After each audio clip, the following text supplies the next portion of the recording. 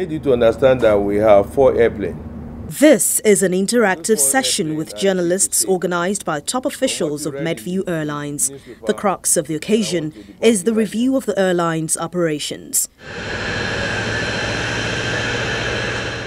Established over 10 years ago as a Hajj carrier, the airline says its Hajj operations provide about 35% of its earnings.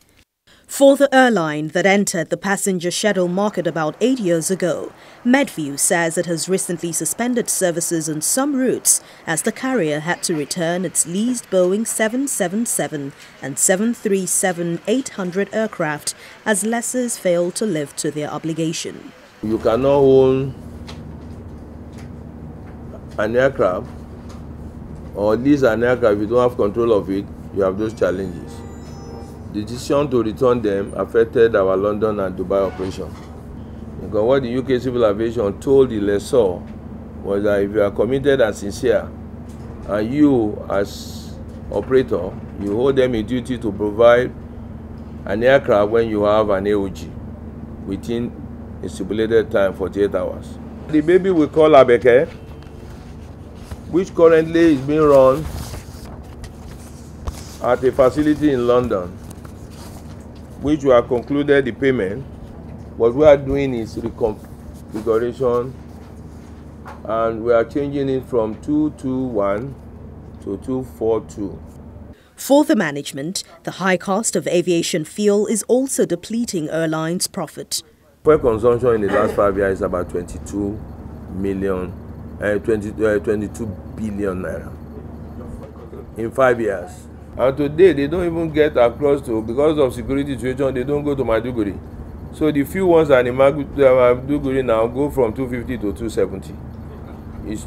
You have a choice. Write them down. I don't want to give you names. They're all there. You know them. They're inside. So those of them who are smart and go there and say, look, I'll just put 4 standby this week. Because if you don't pay 270, I don't want to go to Lagos. At the moment, Medview Airlines insists its 4 aircraft fleet is wholly owned by the airline and that it is not indebted to service providers within and outside the country. The carrier is also optimistic that it will resume its London and Dubai flight services in May.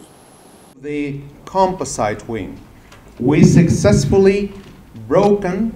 The African Export-Import Bank, Afrexim Bank, is exploring opportunities to develop Africa's aviation industry and support other sectors like mining, agro-processing, railways and the metals industry.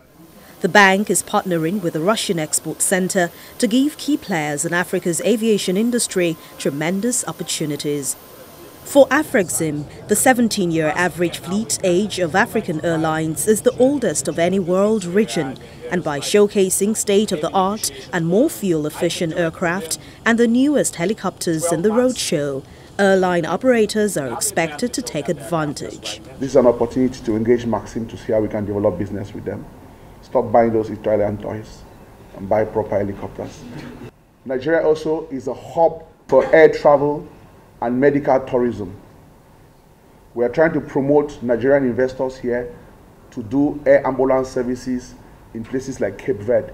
Cape Verde has a growing tourist industry. Cape Verde is receiving today 1 million tourists a year, but none of those tourists has access to medical facilities of any standards within that country. Should something happen to them, how can they move them out? We are partnering Nigerian company with the government of Cape Verde to build air ambulance service.